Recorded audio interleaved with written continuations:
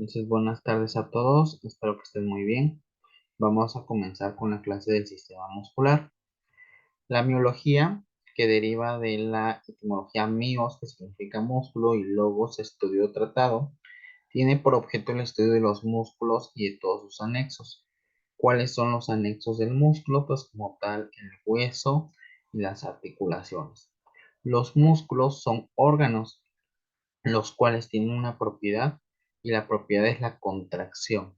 ¿Cómo se va a contraer un músculo? Por medio de un estímulo. Y para la función de un músculo, pues tiene que ver mucho el sistema nervioso. Entonces, así como vimos que para el sistema endocrino es fundamental el sistema cardiovascular, que es el medio por el cual las hormonas transitan por nuestro cuerpo, así en el sistema muscular es fundamental el sistema nervioso, porque gracias a los nervios es que llegan los estímulos nerviosos hacia el músculo. Entonces los músculos se dividen en dos diferentes tipos: músculos voluntarios y músculos involuntarios. Creo que es hasta cierto punto lógico cómo, cuál es la diferencia entre un músculo voluntario y un voluntario. Lo pueden ver en la pantalla. Todos los músculos que son involuntarios están fuera de nuestro control. Entonces, por ejemplo, podemos ver al corazón. Nosotros no le estamos diciendo al corazón cuántas veces tiene que latir. El corazón tiene un sistema nervioso propio que se llama sistema nervioso autónomo. Y gracias al sistema nervioso autónomo es que el corazón tiene una fuente particular. También tenemos los pulmones, que los pulmones son los órganos encargados de la respiración. Nosotros tampoco de manera consciente estamos inhalando y exhalando, sino que mientras nosotros vivimos nuestro día a día, es que de manera espontánea respiramos. El tracto digestivo también es un sistema nervioso involuntario. ¿Por qué? Porque nosotros no estamos diciéndole a nuestro intestino que tiene que avanzar para que el alimento al mismo tiempo avance. Entonces son músculos que carecen de nuestra voluntad, por eso se llaman involuntarios. Los músculos que sí podemos controlar son todos los músculos esqueléticos. Y vamos a ver que existen tres tipos de músculo: el músculo liso, el músculo cardíaco y el músculo esquelético. De estos tres que acabo de mencionar, el que podemos controlar es el músculo esquelético. El músculo liso y el músculo cardíaco no los podemos controlar. Eso es una buena manera de diferenciarlos. Entonces, como ya habíamos visto, los músculos voluntarios son aquellos que se contraen bajo la influencia de un estímulo. A partir de donde salen las señales, pues obviamente salen a partir del encéfalo. Ya vimos sistema nervioso. Ustedes recuerdan que el encéfalo pues forma parte del sistema nervioso central. Y algún estímulo que nace a partir de nuestro encéfalo va a viajar por toda nuestra médula espinal y va a llegar hasta el músculo que sea necesario inervar. Entonces, los músculos, principalmente los músculos voluntarios, son aquellos que nosotros podemos mover y se consideran los órganos de la locomoción. Los músculos esqueléticos, como su nombre lo dice, siempre van a ir pegados a un hueso. Entonces es una manera también fácil de entenderlo, que siempre que nosotros hablemos de cuáles son los músculos esqueléticos, pues son todos aquellos que constituyen lo que es la unidad motora, que es las articulaciones.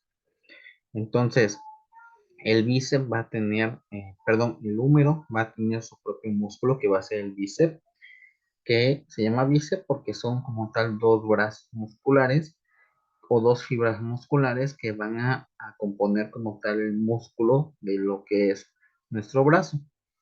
En el antebrazo, tanto el radio como el cúbito van a tener un total de 20 músculos, los cuales van a facilitar el movimiento de esta extremidad. Si nosotros repasáramos los músculos, tenemos muchos más músculos que huesos. Y si recuerdan la clase de sistema óseo, yo les dije que los huesos no se los tenían que aprender salvo algunas excepciones, como cuáles, pues los huesos que son distintos en nuestro cuerpo. El caso de la primera cervical, del atlas, el caso de la segunda cervical, que era el axis, y a lo mejor de los huesos más largos de nuestro cuerpo, el caso del fémur, el caso del húmero, radio y cúbito, cuando mucho. En el caso de los músculos, al ser más que los huesos, pues realmente no tiene una importancia aprenderse el nombre de ningún músculo.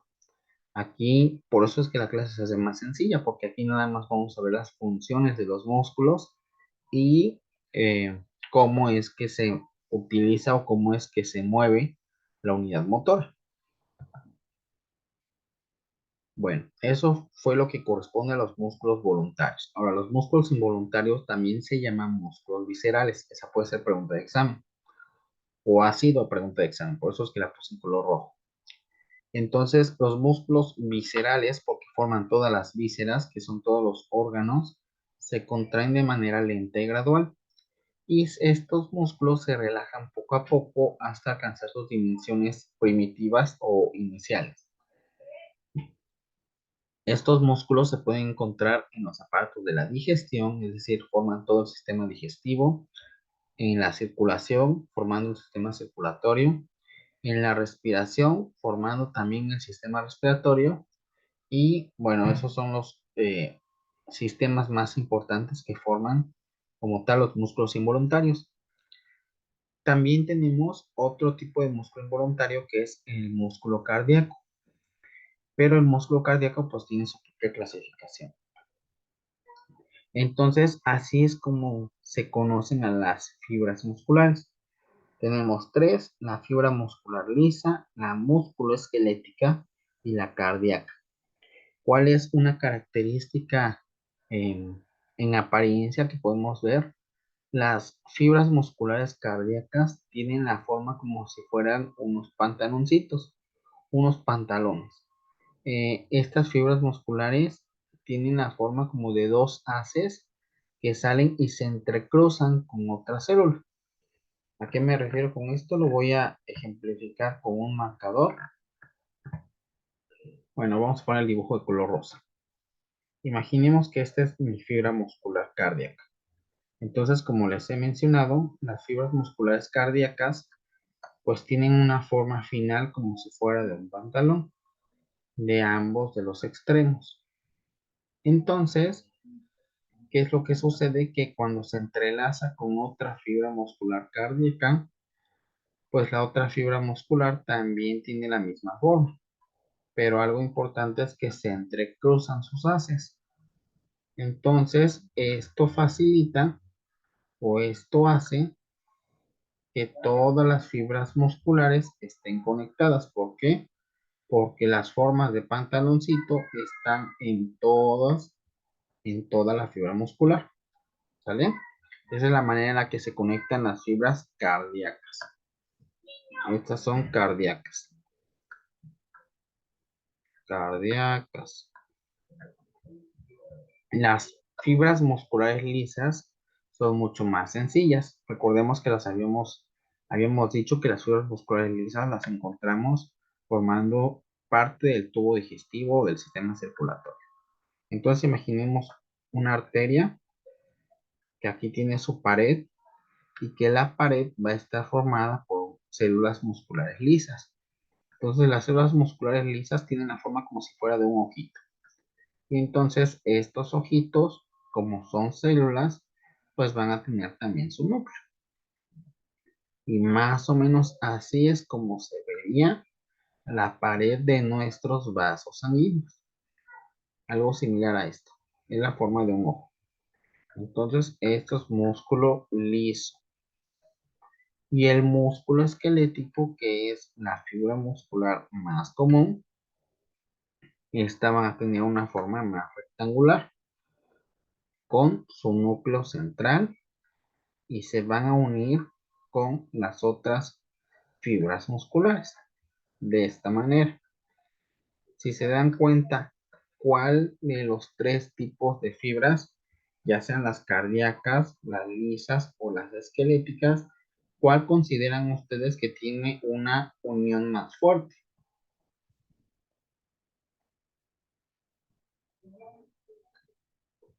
¿La cardíaca, la lisa o la esquelética?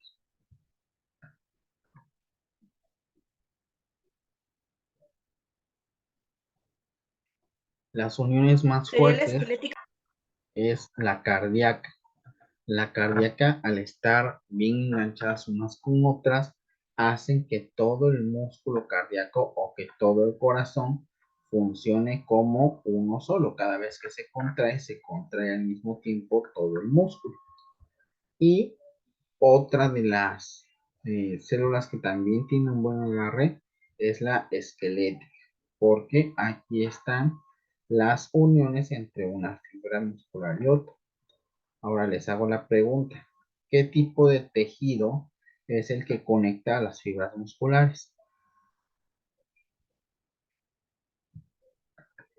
Tenemos 4 diferentes tipos de tejido.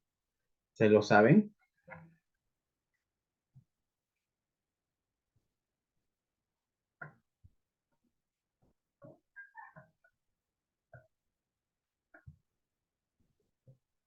Tenemos tejido nervioso,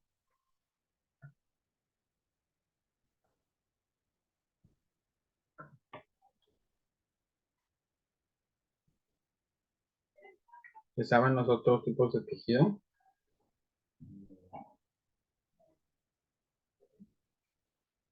El tejido conectivo, Muy bien, también tenemos el tejido conectivo, ¿qué otro? Epitelial, Ok, el epitelial, ¿y cuál es el último? el muscular. El epitelial y el muscular, ok.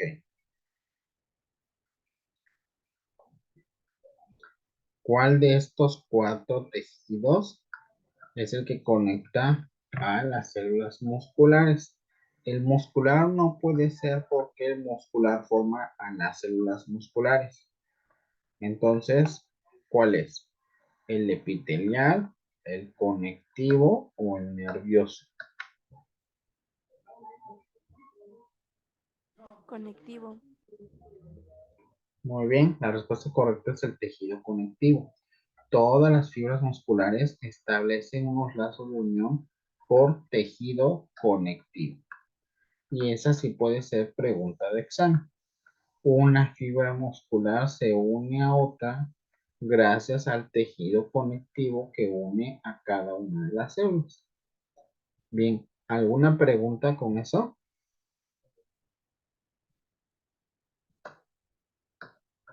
Ok. Bueno, de acuerdo a su ubicación geográfica o a la topografía, podemos diferenciar los músculos también en dos: músculos superficiales y músculos profundos. Los músculos superficiales también se conocen como músculos cutáneos, es decir, músculos de la piel. En el hombre se encuentran inmediatamente en la cabeza, en el cuello y en las palmas de las manos. Son músculos que encontramos inmediatamente por debajo de la epidermis. Por otro lado, tenemos los músculos profundos. Estos músculos profundos ya se encuentran por debajo de la aponeurosis, que acordémonos, la aponeurosis como tal es una bolsita que envuelve a diferentes estructuras, principalmente lo que es la epidermis y la dermis. Por debajo de la dermis existe una aponeurosis, que es una bolsita, y entonces ahí abajo ya encontramos los músculos profundos. Entonces, esa es clasificación más o menos de acuerdo a su profundidad. Les había yo dicho que eran muchísimos músculos como para aprenderlos todos. En total tenemos más de 500 músculos. Y lo que me interesa de esta imagen o de esta diapositiva es que ustedes se den cuenta cómo es que el músculo se une con el hueso. La estructura que une músculo con hueso se llama tendón. Y el tendón es una zona de la fibra muscular que es avascular. ¿Qué significará que sea avascular?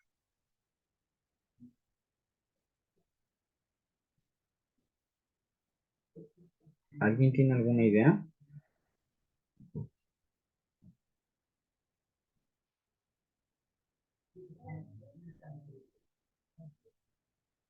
Que no está vascularizado. Ok, que no está vascularizado. Por esas zonas de los tendones no se encuentra ningún vaso sanguíneo. Por lo tanto, pues existen personas o anatomistas, principalmente las personas que se encuentran en la morgue, que para hacer sus disecciones y no destrozar al cuerpo, porque pues si tú le haces un corte a un cuerpo, principalmente los del servicio médico forense, pues obviamente no se encargan de destrozar a la persona, tienen que hacer cortes muy estéticos porque tienen que entregar a la persona que están estudiando pues con los familiares. Si de por sí ya el proceso de la muerte de un familiar pues es muy difícil, pues ahora mucho más difícil sería y mucho más traumático que le entregues a una persona pues totalmente descuartizada. Entonces, pues en el servicio médico forense pues tratan de ser lo más cuidadosos y los cortes se realizan por tendones, no se realizan por propiamente el músculo, porque el músculo sí está muy vascularizado. Y aquí lo que quiero que también vean es cómo se encuentran las estructuras dentro de lo que es el músculo. Como tal, todo esto es el músculo. Ahora, el músculo, imagínense que también fuera como una célula. Si se acuerdan, la célula tiene su membrana celular, que la membrana celular es la capa más externa de la célula. En el caso del músculo, la capa más externa del músculo se llama perimicio, ¿sale? Peri de alrededor y perimicio es de músculo, míos de músculo. Entonces, el perimicio es la capa más externa del músculo. Ahora, en cada músculo se compone de diferentes fascículos. Normalmente son 9 fascículos por cada músculo. Entonces ustedes más o menos pueden contar 1, 2, 3, 4, 5, 6, 7, 8 y por aquí debe de estar otro. En total son 9. Bueno, ya luego que tenemos estos 9 diferentes fascículos, cada uno de los fascículos, y aquí sacamos este fascículo de estudiar, está compuesto por muchas fibras musculares. Y la fibra muscular, imaginemos que es un cordón. Entonces, el conjunto de fibras musculares o el conjunto de cordones forman un fascículo y el conjunto de fascículos forman como tal un músculo. Ahora, si se dan cuenta, la fibra muscular son los puntos rojos que vemos. Sin embargo, en medio de los puntos rojos, hay un líquido. Y ese líquido es un líquido de sostén. A ese líquido se le conoce como endomisio. Endo, que significa dentro de, misio significa músculo. Entonces el endomisio es el líquido que se encuentra dentro del músculo. ¿Para qué nos sirve el endomisio? Pues simplemente para darle estructura a nuestro músculo como tal. ¿Alguna pregunta con la estructura del músculo?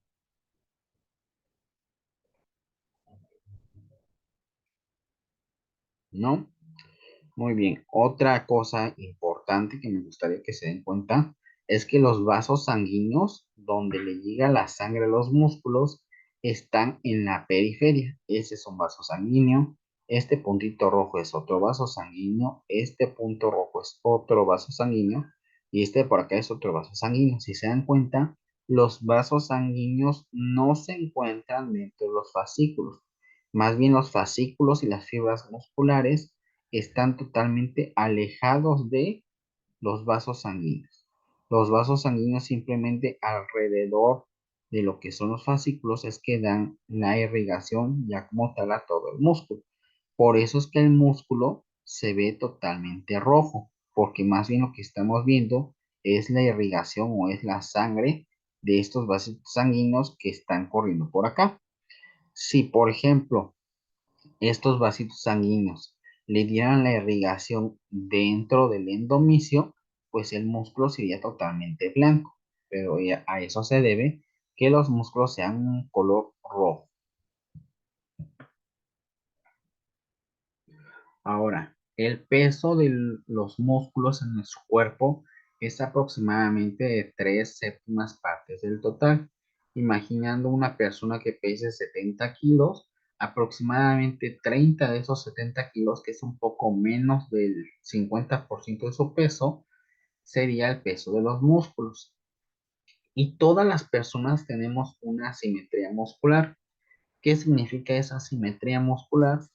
Que si nosotros somos diestros o escribimos con la mano derecha, pues lógicamente tenemos más desarrollada el brazo derecho que el brazo izquierdo.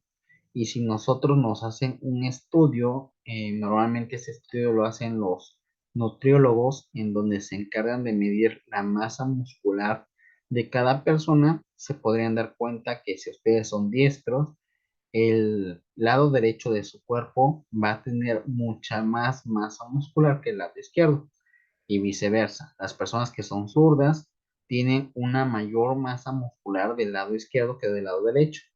Entonces, del lado que escriben, en pocas palabras, son más fuertes que del lado que no escriben. ¿Por qué?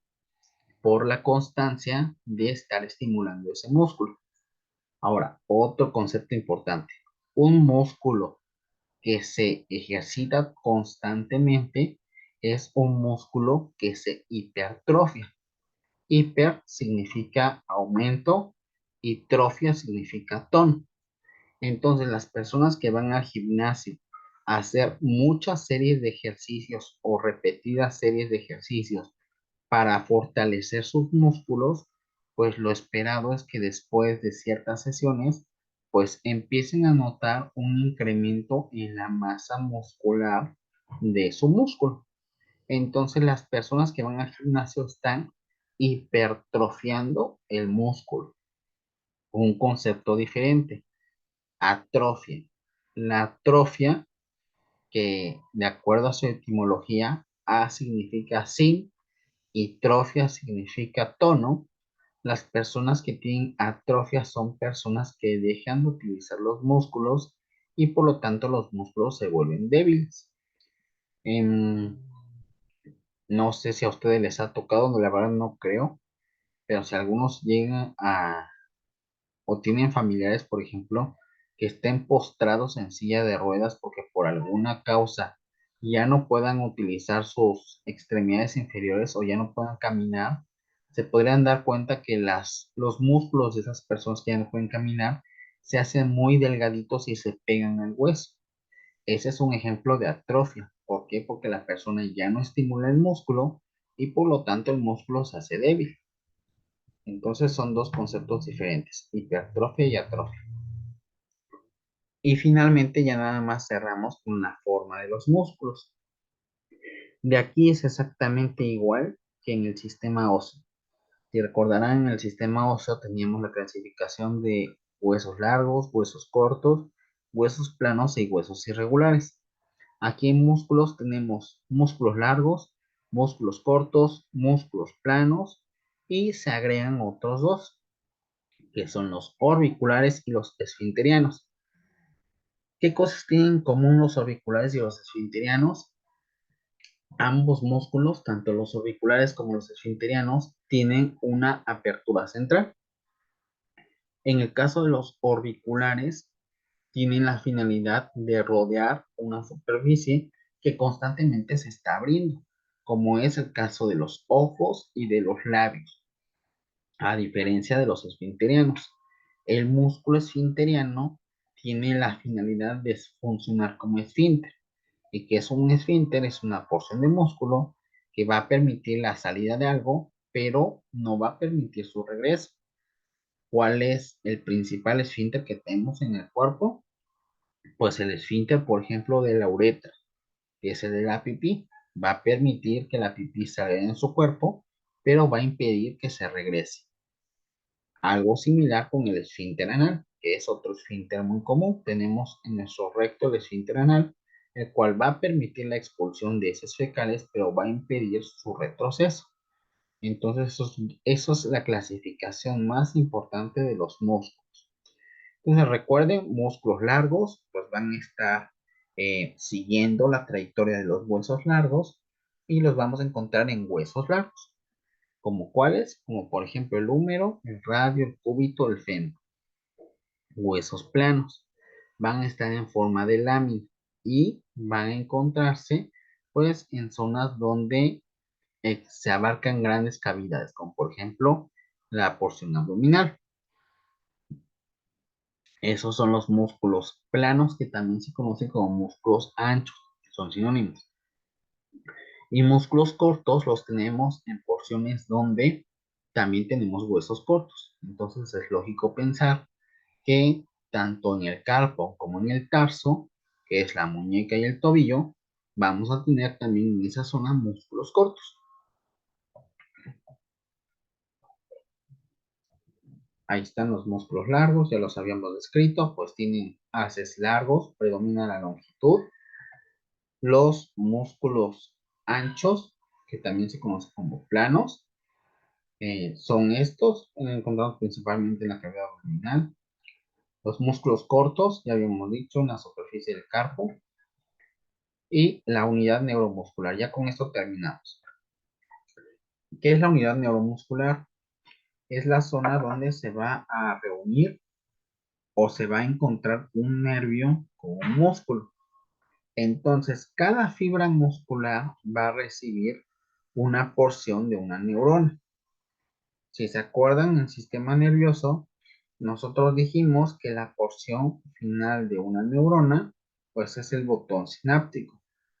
Entonces, los botones sinápticos, si nosotros recordamos como tal lo que es nuestra neurona, la neurona tiene un cuerpo, como cualquier célula, tiene un núcleo, va a tener sus dendritas, que son prolongaciones que van a recibir los estímulos eléctricos, y van a tener un axón. El axón es una prolongación larga, la cual va a llevar el estímulo nervioso que se captó en dónde, que se captó en las dendritas, o sea que se capta acá.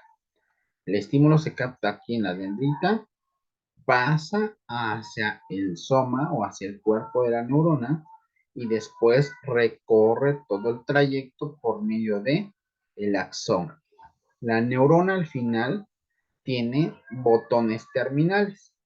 Los botones terminales son prolongaciones de la neurona en donde se despide ese estímulo eléctrico. Y en el caso de la unidad neuromuscular, pues a dónde van a llegar esos botones terminales, pues van a llegar a una fibra muscular. Entonces imaginemos que esta es la fibra muscular. Y justo la fibra muscular en conjunto con el botón terminal de la neurona es lo que estamos viendo en grande aquí. ¿Sale? Entonces, aquí este cordón que ustedes están viendo por acá, es el botón terminal de la neurona y esta es la fibra muscular.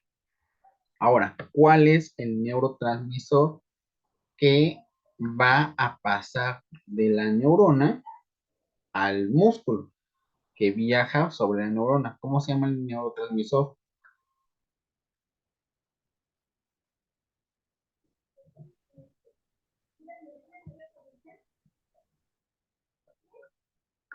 ¿Cómo se llama?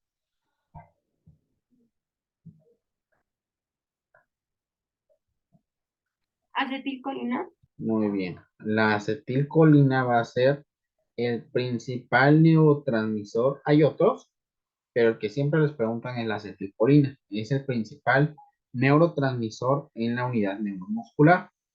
Una vez que esta acetilcolina toca el músculo, lo que sucede a nivel del músculo es que el músculo libera como tal calcio. Libera calcio. Entonces, el calcio sale a propagarse por toda la fibra muscular. El músculo se llena de calcio. Y ahora, ¿para qué el músculo quiere calcio? Porque necesita moverse. Y si ustedes recuerdan, tenemos dos principales proteínas que se van a encargar del movimiento de esa fibra muscular. ¿Cuáles son las dos proteínas?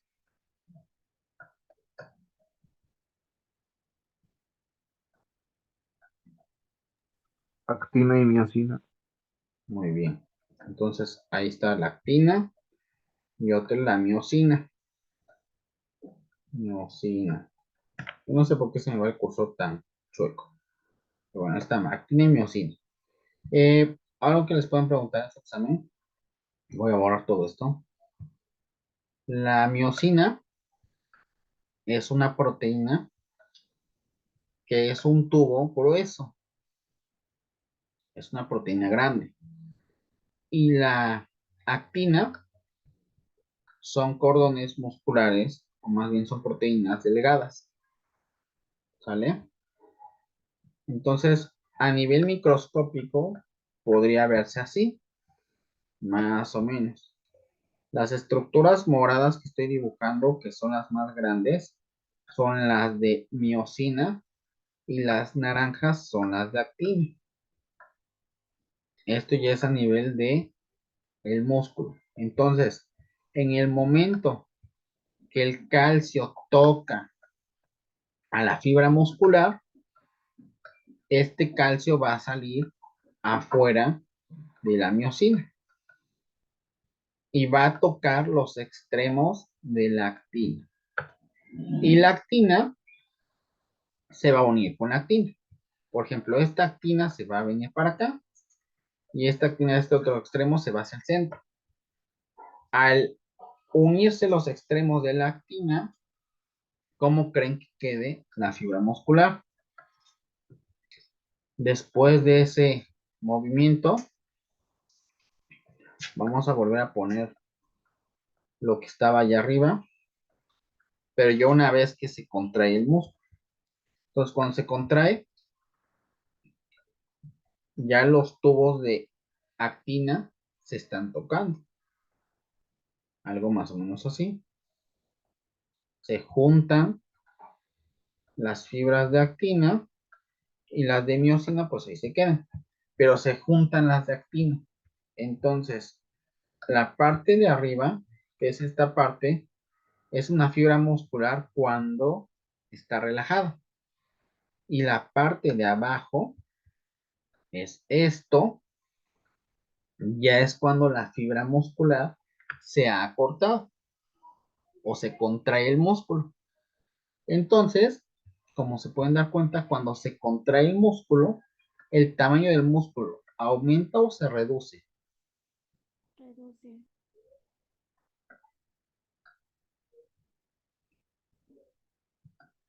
Reduce. Cuando se contrae, muy bien, se reduce. Y cuando no se contrae o cuando está relajado, pues la fibra muscular es más que Grande. muy bien, la fibra muscular es más grande.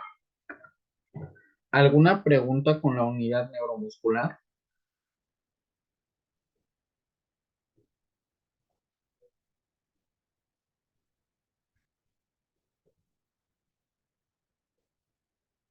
¿Sí o no?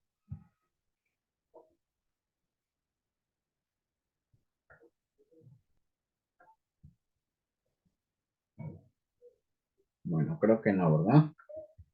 Bueno, a ver, quiero nada más que me digan,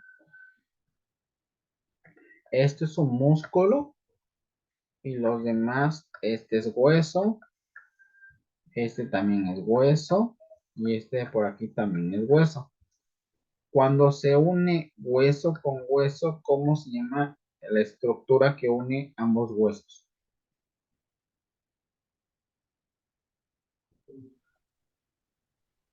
Y tiene forma de liga, Tendón. El ligamento. Ligamento. ligamento. Aguas con eso porque eso sí es pregunta de examen y en algo tan sencillo no quiero que fallen. Entonces, cuando se une hueso con hueso, es un ligamento. Entonces, quiero que se queden con esta imagen.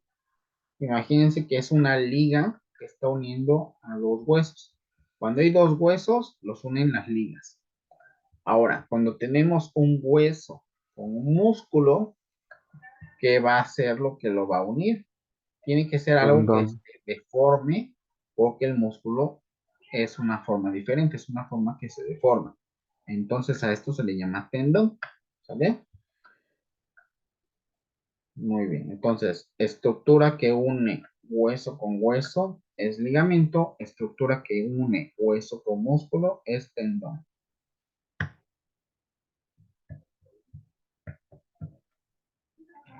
Ahí está nuevamente la unidad neuromotora.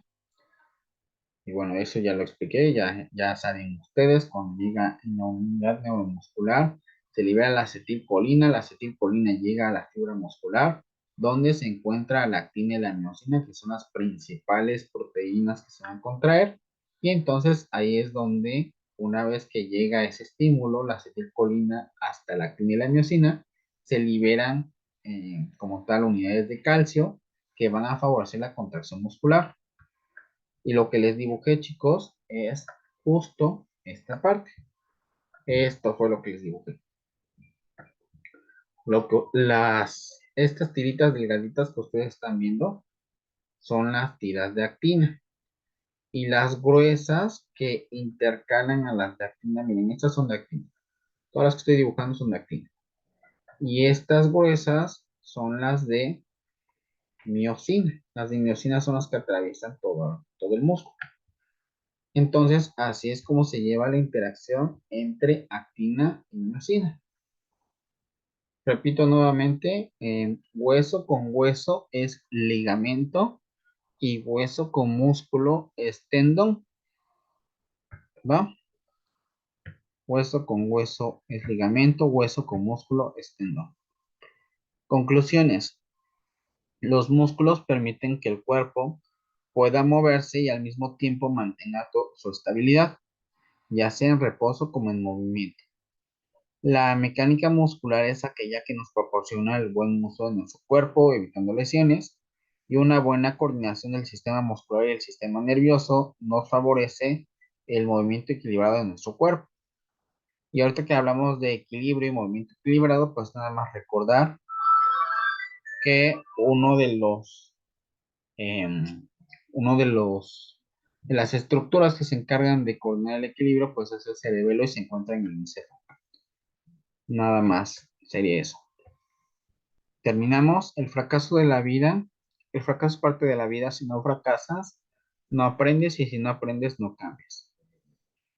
Bueno, chicos, pues no sé si tengan alguna pregunta al respecto.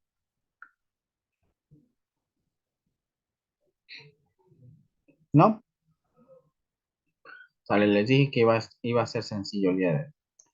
Entonces, pues ya terminamos la clase del día de hoy de sistema muscular. Enseguida les comparto lo que es su formulario para que puedan contestarlo. Y el día de mañana lo estaremos revisando. Que tengan una linda noche y sigan disfrutando de sus días de descanso aparente.